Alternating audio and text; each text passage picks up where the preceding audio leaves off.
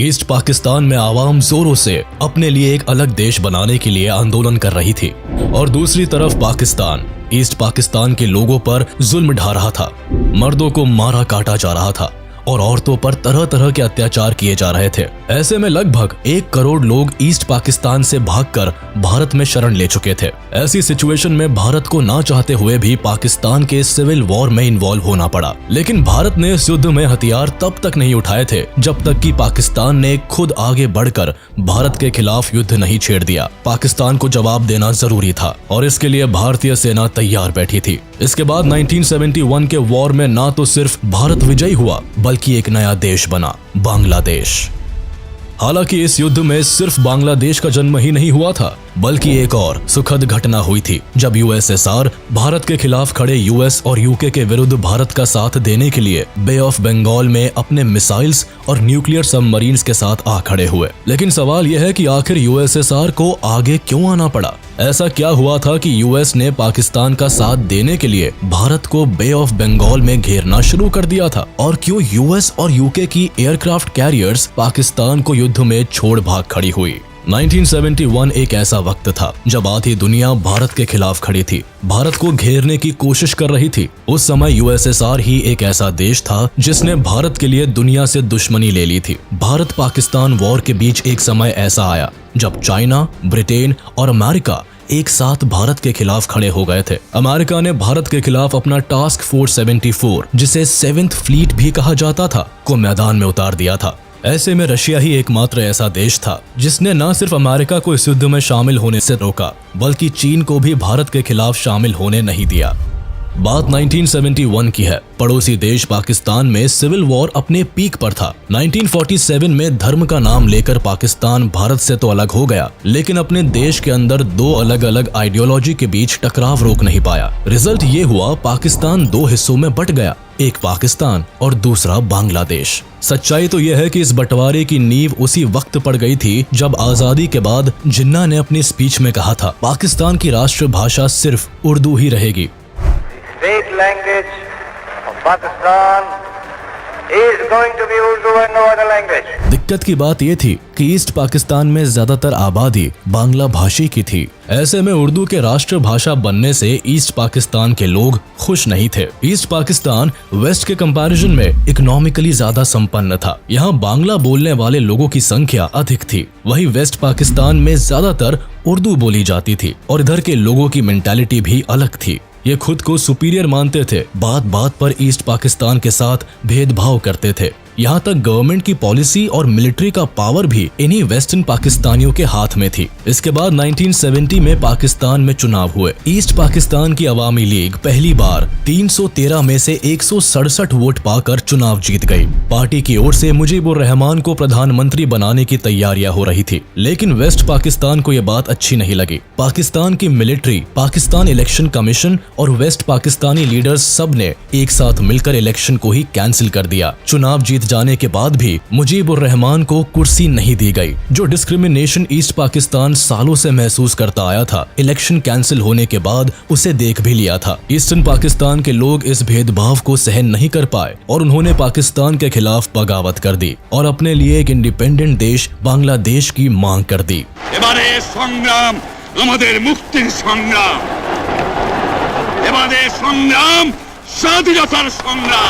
फिर पाकिस्तान का जुल्म शुरू होता है। 30 लाख से ज्यादा लोगों का कत्लेआम हुआ, लाखों औरतों की आबरू लूटी गई। स्कूल, हॉस्पिटल, हर तरफ पाकिस्तान की सेना निर्दोषों पर लाठियां और गोलियां बरसा रही थी। लाखों की संख्या में लोग पाकिस्तान से भागकर भारत में प्रवेश करने लगे। भारत जिसके अभी बंटवारे के घाव भरे भी नहीं थे, लाखों की संख्या में आ रहे रेफ्यूजीज का बोझ कैसे झेल पाता? बॉर्डर के अंदर बढ़ते रेफ्यूजीज और उनकी सिचुएशन देखकर प्रधानमंत्री इंदिरा गांधी ने इस बात को इंटरनेशनल लेवल पर उठाने की कोशिश की। बार बार अपनी परेशानी समझाने के बाद भी अमेरिकन प्रेसिडेंट निक्सन भारत की मजबूरी समझने को तैयार नहीं हुए। Of vast proportions. I am haunted by the tormented faces in our overcrowded refugee camps, reflecting the grim events which have compelled the exodus of these millions from East Bengal.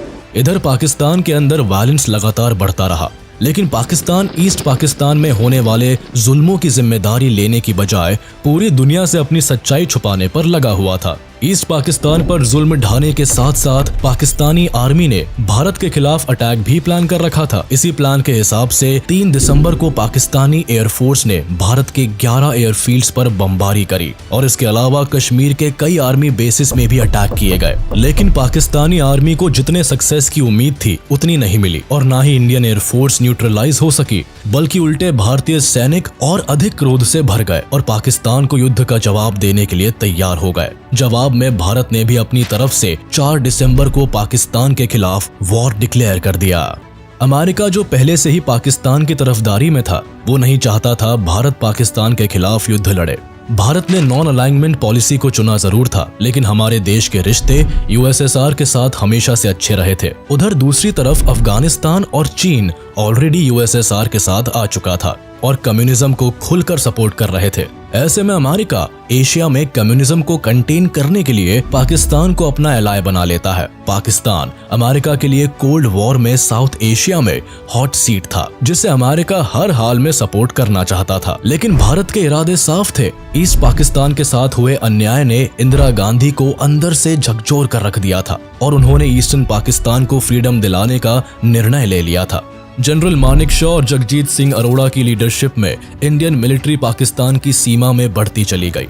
हमारे देश के जवानों ने पाकिस्तान की सरजमीन को हिला के रख दिया।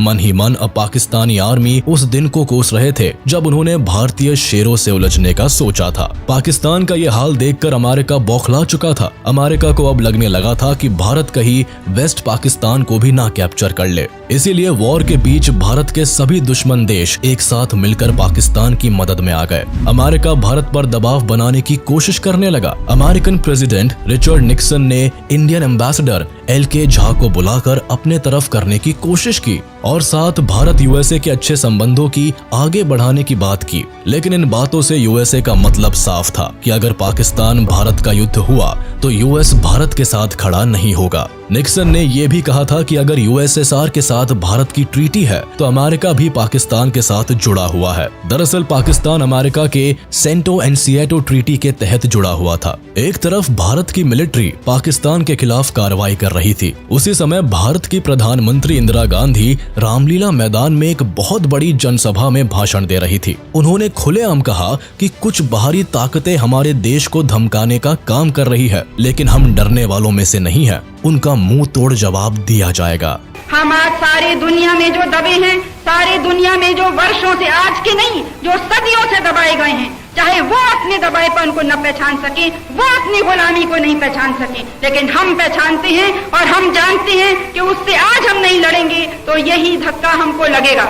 दरअसल पाकिस्तान की तबाही से अमेरिका खींच उठा था। 9 दिसंबर को अमेरिका ने यूनाइटेड नेशंस में चीन को रिप्रेजेंट कर रहे हुआंग हुआ को मीटिंग के लिए इनवाइट किया। मीटिंग में हेनरी किसिंजर, जो अमेरिका की फॉरेन पॉलिसी में एडवाइजर थे, उन्होंने हुआंग हुआ के सामने पाकिस्तान की दुर्दशा का बखान किया और कहा अब जरूरत है चीन पाकिस्तान की मदद करने के लिए आगे आकर भारत के खिलाफ मिलिट्री ऑपरेशन स्टार्ट करे। इसके बाद अगर यूएसएसआर चाइना के खिलाफ कोई कदम उठाएगा तो यूएसए चाइना को प्रोटेक्ट करेगा। हुआंग हुआ अमेरिका की इस राजनीति को समझ चुके थे। उन्होंने इस वॉर में पाकिस्तान के साथ खड़े रहने की बात की, लेकिन किसी प्रकार की लड़ाई में शामिल होने से मना कर दिया। बौखलाए अमेरिका के ईस्टर्न पाकिस्तान से अमरीकी नागरिकों को निकालने के बहाने टास्क फोर्स 74 को वियतनाम से बंगाल की खाड़ी की तरफ भेज दिया।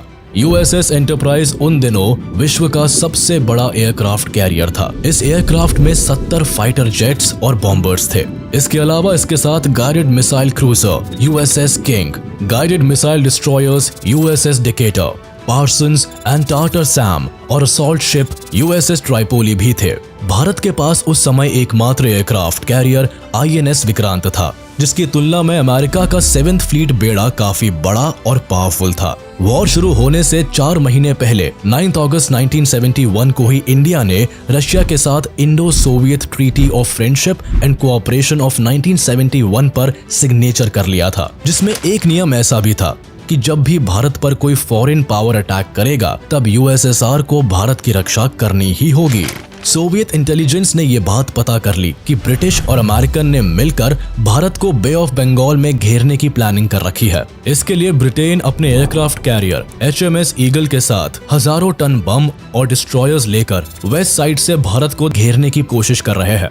वही American aircraft carrier bay of Bengal में बांग्लादेश की तरफ से भारत को उलझाने के लिए निकल पड़ा है, जिसके बाद सोवियत गवर्नमेंट भारत की मदद के लिए तुरंत जुट जाते हैं। वहीं दूसरी ओर 10 दिसंबर को इंडियन इंटेलिजेंस एजेंसी के हाथ अमेरिकन प्रेसिडेंट का वो मैसेज हाथ लगा जिसे उन्होंने अपने सेक्रेटरी किसिंजर के लिए भेजा था, जिसमें लिखा हुआ था कि उनका 75,000 टन न्यूक्लियर एयरक्राफ्ट कैरियर अपने निर्धारित स्थान पर पहुंच गया है। इसके अलावा कुछ और बातें भी सामने आई, जिसमें अमेरिकन प्रेसिडेंट निक्सन ने कहा था कि जब तक भारतीय सैनिक पूरा पाकिस्तान छोड़कर वापस नहीं चले जाएंगे तब तक वह वॉरशिप आगे बढ़ता ही रहेगा। अब अमेरिका की मंशा साफ हो गई थी। इसके तुरंत बाद इंडिया ने सिक्योरिटी ट्रीटी के तहत मॉस्को से मदद मांगी। इसके बाद 13 दिसंबर को USSR ने एडमिरल व्लादिमीर क्रुगल्याकोव की कमांड में एक 10th ऑपरेटिव बैटल ग्रुप के अंडर न्यूक्लियर आर्म्ड फ्लोटिला भेजा।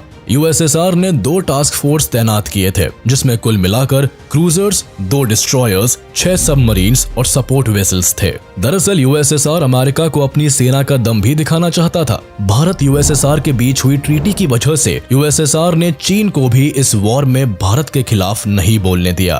ब्रिटेन और अमेरिका मिलकर भारत को 2 तरफ से घेरकर ईस्ट पाकिस्तान को अलग करने से रोकना चाहते थे, लेकिन दूसरी तरफ इस 2 तरफा खतरे का मुकाबला करने के लिए और इन्हें इंडियन कोस्टल्स के करीब जाने से रोकने के लिए USSR अब पूरी तरह तैयार था। इसी दौरान मॉस्को ने अपने वॉरशिप्स को अमेरिकन और ब्रिटिशर्स को इंडियन वॉर जोन के करीब जाने से रोकने का आदेश दिया। अमेरिकन को धोखा देने के लिए USSR ने एक गजब की रणनीति अपनाई। उन्होंने प्लान किया कि जब अमेरिकन सामने आए तो सारी सबमरीन्स को सी लेवल पर उठा लिया जाए, जिससे कि अमेरिकन फ्लीट को ये लगे कि वो चारों तरफ से USSR की सबमरीन से घिरे हुए हैं। ऐसा ये दिखाने के लिए किया गया था कि हिंद महासागर में USSR ने कई सारे सबमरीन्स और डिस्ट्रॉयर्स लगा रखे हैं, जिससे कि अमेरिकन धोखा खा जाए और इंडिया पर किसी तरह का अटैक नहीं करे। ये प्लान USSR के लिए वर्क भी कर गया। थोड़ी ही देर में USSR के कमांडर ने 7th फ्लीट के कमांडर का मैसेज इंटरसेप्ट किया,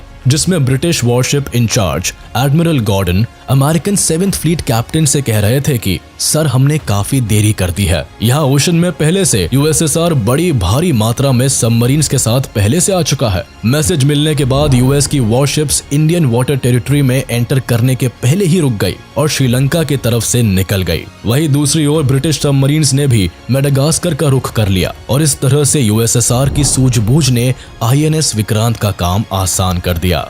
वहीं दूसरी ओर भारत की सेना का पराक्रम भी पूरे जोर शोर पर था। भारत की सेना ने ढाका को तीनों तरफ से घेर लिया। ढाका में गवर्नर हाउस के अंदर पाकिस्तान के आला अधिकारियों की मीटिंग चल रही थी। भारत की सेना गवर्नर हाउस तक जा पहुंची। हमले से घबराकर पाकिस्तान आर्मी जनरल आमिर अब्दुल्ला नियाजी ने भारत को युद्ध विराम का संदेश भिजवाया, लेकिन भारत के लेफ्टिनेंट जनरल जगजीत सिंह अरोड़ा ने यह कहकर मना कर दिया कि अब कोई युद्ध विराम नहीं होगा, सिर्फ पाकिस्तान को सरेंडर करना होगा। 16 दिसंबर 1971 को 93,000 सैनिकों के साथ पाकिस्तान के जनरल ने सरेंडर कर दिया और फिर इंदिरा गांधी की एक डिक्लेरेशन, ढाका अब स्वतंत्र है, के साथ वॉर समाप्त हुआ।